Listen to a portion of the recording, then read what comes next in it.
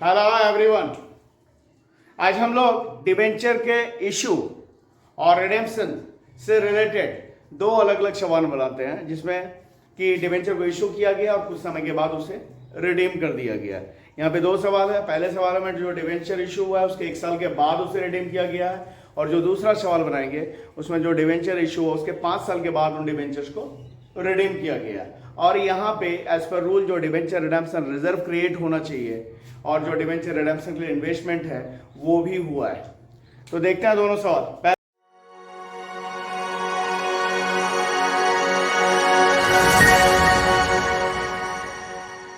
सवाल है, ABC Limited issued 50,000 10% debentures of ₹10 each on 1st April 2021, redeemable at par on 30th June 2022।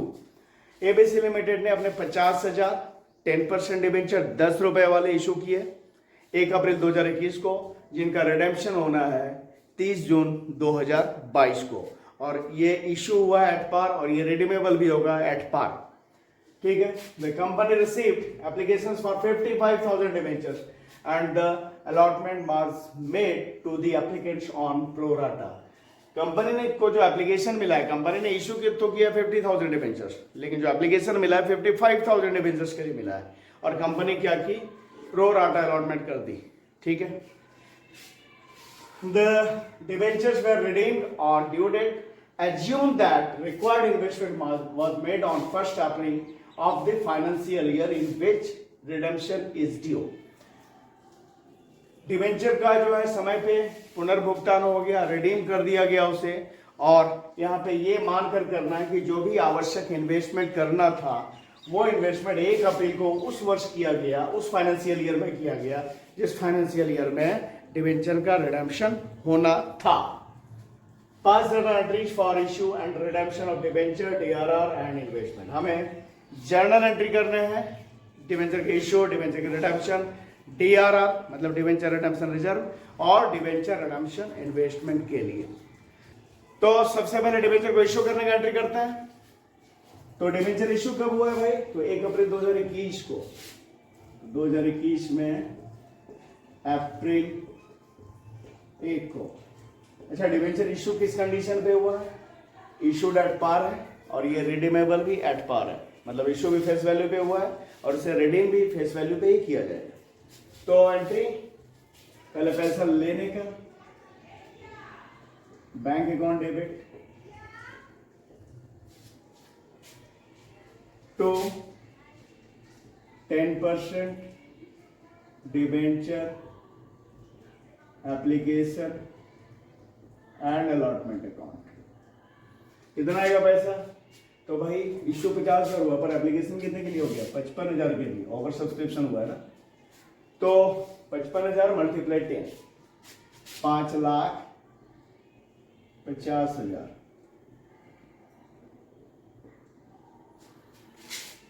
Bank application money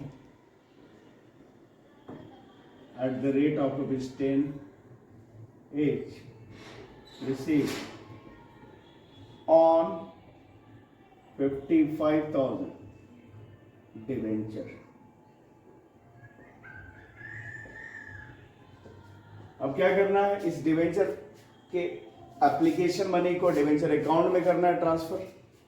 तो उसकी re entry उसी date को 1 April को ही 10% debenture application and allotment account debit, कितना? 5,50,000 to 10% debenture account. Debenture account में कितना जाएगा? जितना डिबेंचर इशू किया उतने के हिस्से का ही पैसा जाएगा, मतलब 50,000 का। तो 50,000 मल्टीप्लाई 10, 5 लाख रुपए, और जो एक्सेस पैसा है 5,000 डिबेंचर का उसे कर देंगे वापस। तो हो गया टू बैंक अकाउंट, कितना? 50,000। Narration, bank application money of 50,000 debentures transferred to debenture account and access for 5,000 debentures refunded, वापस कर दिया। ठीक है, ये हो गया। अच्छा, कई जगह ये जो 2 एंट्री है इसके जगह 1 एंट्री भी देखने को मिल सकता है। तो वो 1 एंट्री, अगर इन 2 एंट्री की जगह केवल 1 ही एंट्री करना तो क्या करेंगे?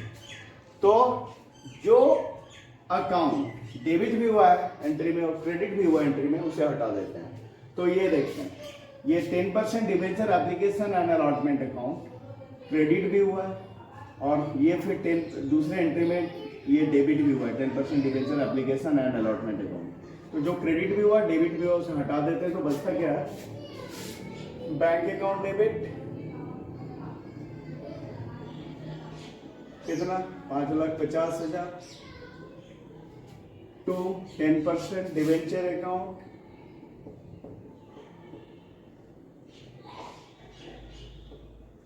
₹5,00,000 और to bank account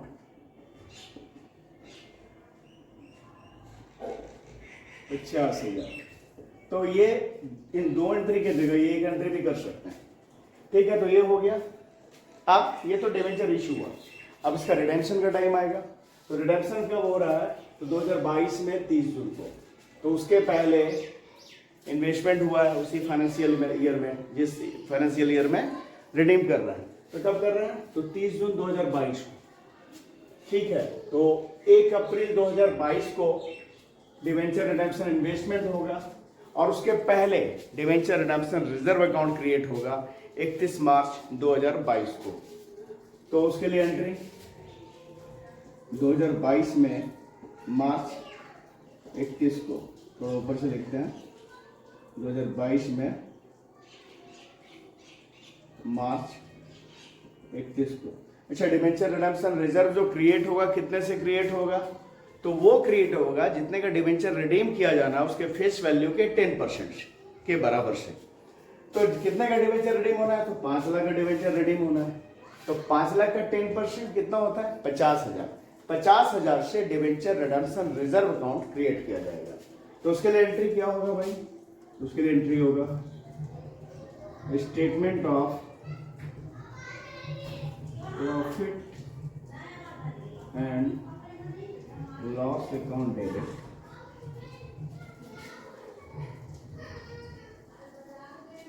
to debenture redemption reserve account 50,000।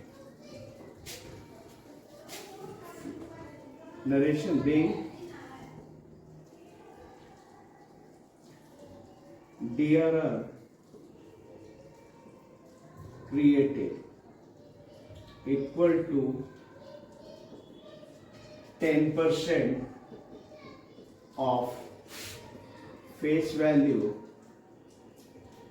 of debentures to be redeemed। ठीक है, क्या किया एंट्री? डीआरआर क्रिएट करने के लिए statement of profit and loss account debit 50,000 to debenture redemption reserve account 50,000। Narration being DRR created equal to 10% of face value of debentures to be redeemed. ठीक है, अब 1 अप्रैल को इसके अगले दिन डिवेंचर रिडेम्पशन इन्वेस्टमेंट किया जाएगा। ठीक है, तो उसके लिए एंट्री अप्रैल 1 को, वही 2022 में ही अप्रैल 1 को एंट्री होगा debenture redemption investment account debit to bank account. ये डिवेंचर रिडेम्पशन इन्वेस्टमेंट किया जाएगा। उसके लिए क्या entry? Debenture redemption investment account debit to bank account. लेकिन कितने से? तो जितने का डिबेंचर रिडीम किया जाना है उसके फेस वैल्यू के 15% के बराबर से डिबेंचर के रिडम्पशन के इन्वेस्टमेंट किया जाएगा। तो कितने का डिबेंचर रिडीम करना है? तो 5 लाख।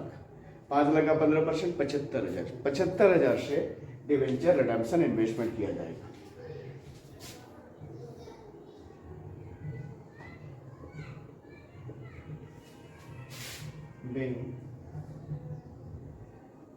Investment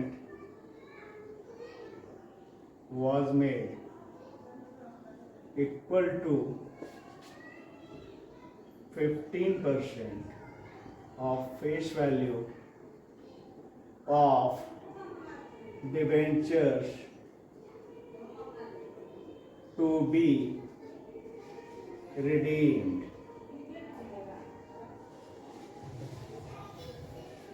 ये हो गया।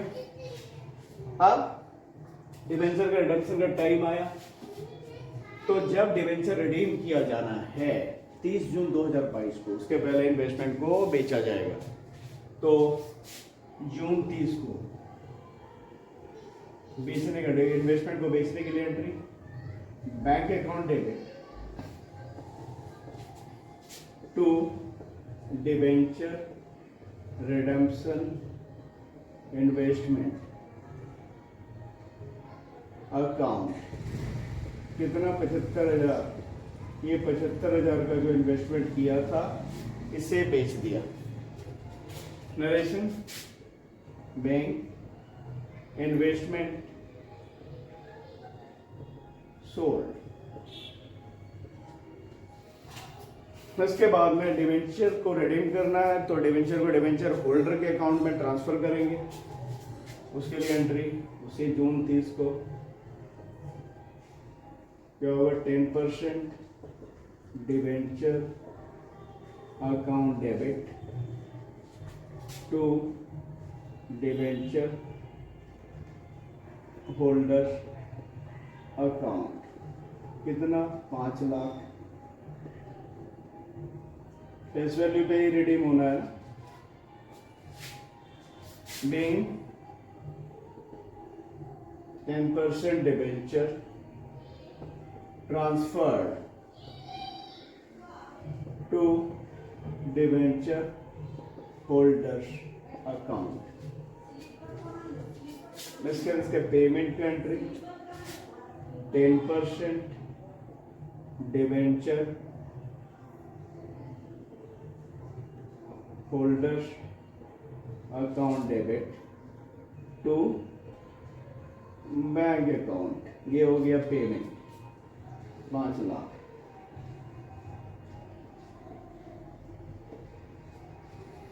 और जब डिबेंचर को रिडीम कर दिया गया तो जो डीआरआर था, जो डिबेंचर रिडेम्पशन रिजर्व था, उसे कर देंगे जनरल रिजर्व में ट्रांसफर। सर इसका narration being payment made to debenture holders. और हम लोग अब डीआरआर को जनरल रिजर्व में करते हैं ट्रांसफर। तो उसके लिए entry debenture redemption reserve account debit to general reserve account. कितना भाई? तो 50,000 का डीआरआर था ना, उस 50,000 के डीआरआर को ट्रांसफर कर दिया जनरल रिजर्व में। ठीक है, तो ये एक एंट्री हो गया, एक सवाल हो गया। अब दूसरा सवाल देखते हैं। ये देखते हैं अगला सवाल। On 1 April 2021 x limited issued 6,010% debentures of which 100 each at a discount of 5%, redeemable after 5 years at 5% premium. 1 अप्रैल 2021 को एक्स लिमिटेड ने अपने 6,100 रुपए वाले 10% डिबेंचर को 5% डिस्काउंट पे इशू किया, और ये 5 साल के बाद 5% प्रीमियम पे रिडीमेबल है। अच्छा, यहाँ पे क्या डिबेंचर को इशू किया जा रहा है डिस्काउंट पे, और जब इन्हें रिडीम किया जाएगा तो प्रीमियम पे रिडीम किया जाएगा। डबल नुकसान, दोहरा नुकसान है। कैसे? तो जब इशू कर रही है कंपनी तो जो फेस वैल्यू से कम पैसा ले रही है 5%, और जब रिडीम करेगी तो जो फेस वैल्यू से 5% ज्यादा पैसा देगी कंपनी। ठीक है, it was decided to invest the required amount in debenture redemption investment, और यह निर्णय लिया गया कि डिवेंचर के रिडेम्पशन के लिए जो आवश्यक राशि है उसका इन्वेस्टमेंट किया जाएगा। How much amount of DRR should be created before the redemption, और रिडेम्पशन से पहले कितने अमाउंट से DRR मतलब डिवेंचर रिडेम्पशन रिजर्व को क्रिएट किया जाना चाहिए। तो ये सवाल है, हम लोग बनाते हैं। सबसे पहले डिवेंचर को इशू का एंट्री, कैसे इशू हो रहा है डिवेंचर, तो issued at discount, redeemable at premium, ठीक है। 2021 में अप्रैल 1 को कितना पैसा आएगा भाई। सबसे पहले पैसा जो आएगा उसकी एंट्री, बैंक अकाउंट डेबिट कितना आएगा, तो ऐसे तो आना चाहिए 6000 मल्टीप्लाई 100, तो 6 लाख, लेकिन 5% डिस्काउंट है तो 6 लाख का 5% मतलब 30,000, 30,000 कम पैसा आएगा ना, क्योंकि डिस्काउंट पे इशू किया जा रहा है। तो 6 लाख से 30,000 कम मतलब 5,70,000 to 10% debenture application and allotment account 5,70,000। Narration being application money received। अब इस एप्लीकेशन मनी को डिवेंचर अकाउंट में किया जाएगा ट्रांसफर, तो उसके लिए एंट्री उसी अप्रैल 1 को क्या होगा, 10% debenture application and allotment account debit, कितना 5,70,000, और इसे डिवेंचर डिस्काउंट पे इशू किया गया ना, तो discount on issue of debenture account debit, कितना डिस्काउंट, 6 लाख का डिवेंचर था, 5% डिस्काउंट, 6 लाख का 5% 30,000, तो 30,000 डिस्काउंट। और एक है यहाँ पे लॉस भी है इशू के टाइम में, क्या लॉस है, तो डिवेंचर को भाई जब रिडीम किया जाएगा 5% प्रीमियम पे रिडीम किया जाएगा, 5% दिया ज्यादा दिया जाएगा, वो भी तो वो एक नुकसान है, तो उसके लिए एंट्री क्या होगा, loss on issue of debenture account, कितना, तो वो भी 30,000, क्योंकि रिडीमेबल में क्या है 5% प्रीमियम पे है, तो 6 लाख का 5% 30,000 ना, टू 10% डिवेंचर अकाउंट, कितना हो गया 6 lakh, to premium on redemption of debenture account, ये जो लॉस ऑन इशू दिखाया था ना, यही पैसा ज्यादा पे करना है ना, premium on redemption of debenture account, कितना 30,000, ठीक है। Narration being debentures issued at discount redeemable at premium, तो ये एंट्री इशू करते वक्त हो गया। अच्छा, इस 2 एंट्री के जगह एक एंट्री भी किया जा सकता है, जैसे पिछले वाले सवाल में किया, बिल्कुल उसी तरह, जो अकाउंट डेबिट भी हुआ है और क्रेडिट भी हुआ है उसे हटा देना। तो क्या है, डिवेंचर एप्लीकेशन एंड अलॉटमेंट, यहाँ पे क्रेडिट हुआ, यहाँ पे डेबिट हुआ, इसे हटा देते हैं, तो बचता क्या है, यहाँ पे एप्लीकेशन एंड अलॉटमेंट, यहाँ क्रेडिट हुआ और यहाँ डेबिट हुआ, इसे हटा दिया, तो क्या बचा, बैंक अकाउंट डेबिट,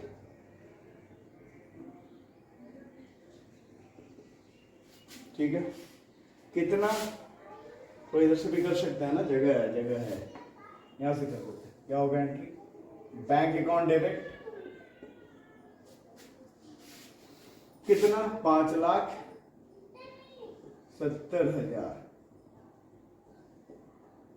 उसके बाद में discount on issue of debenture account debit, discount on issue of debenture account debit, वो कितना 30,000, फिर loss on issue of debenture account debit, वो कितना 30,000 टू 10% डिवेंचर अकाउंट, कितना हो गया 6 लाख, और to premium on redemption of debenture account 30,000। ठीक है, तो इस 2 एंट्री की जगह हम ये 1 एंट्री भी कर सकते हैं। तो ये तो हो गया डिवेंचर को इशू करने के समय का एंट्री।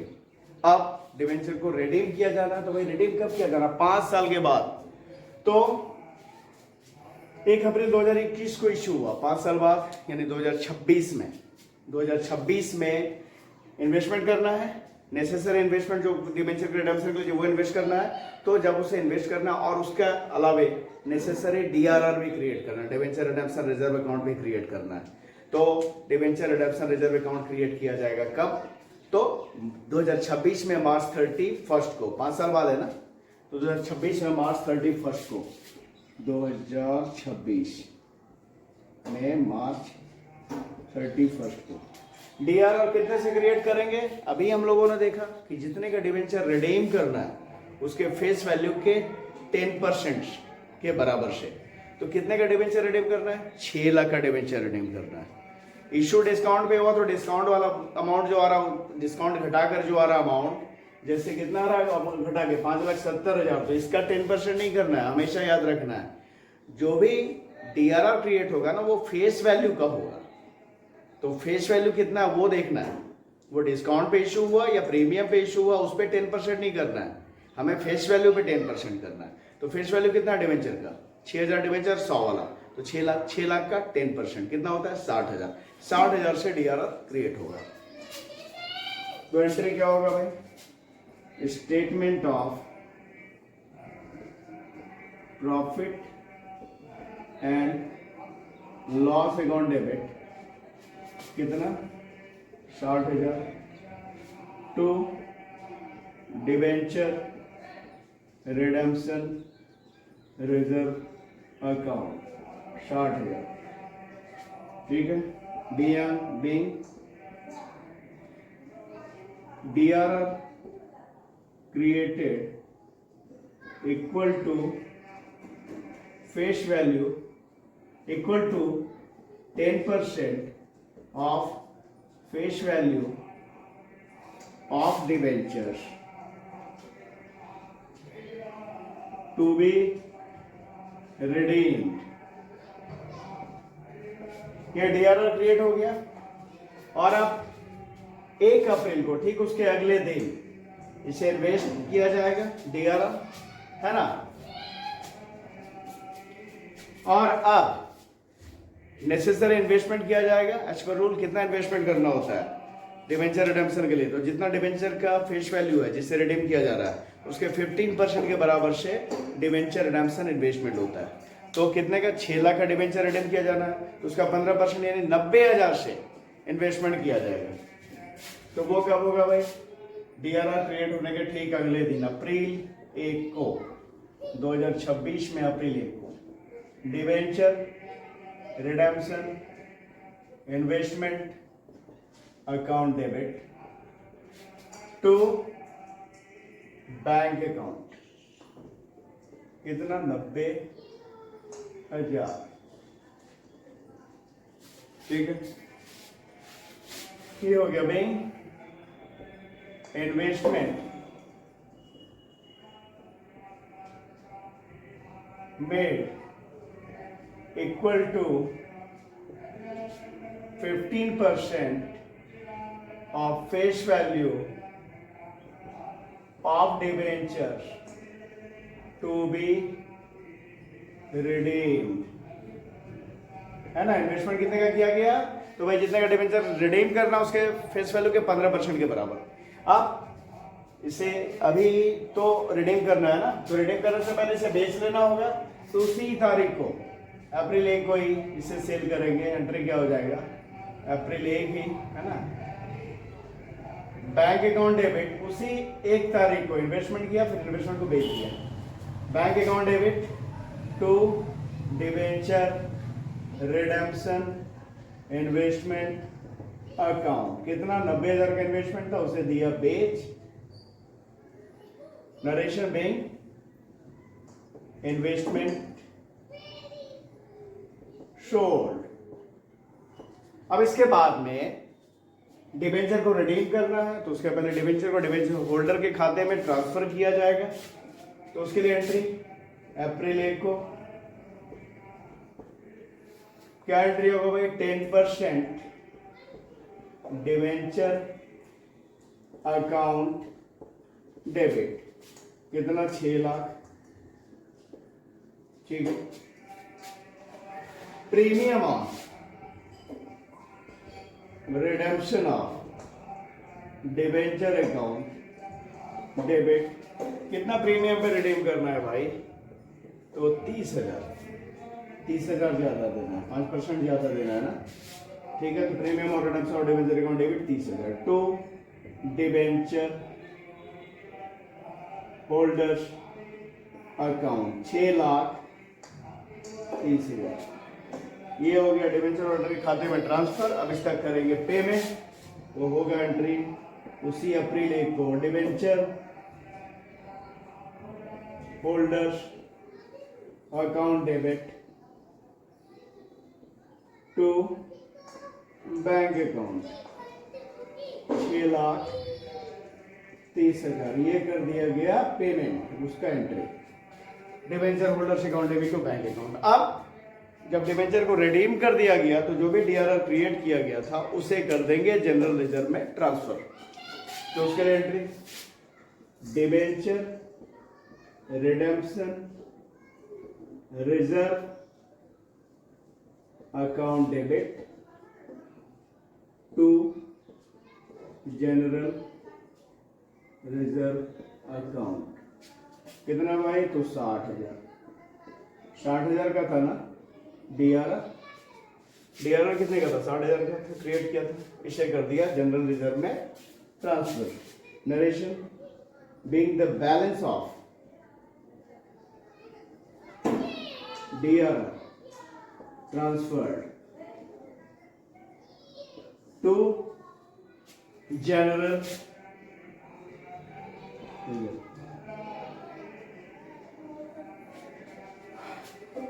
तो ये 2 सवाल हम लोगों ने बनाया। इस वीडियो में इतना ही। अगर वीडियो पसंद आ रहा है तो इसे लाइक कीजिए, चैनल को सब्सक्राइब कीजिए। Thank you.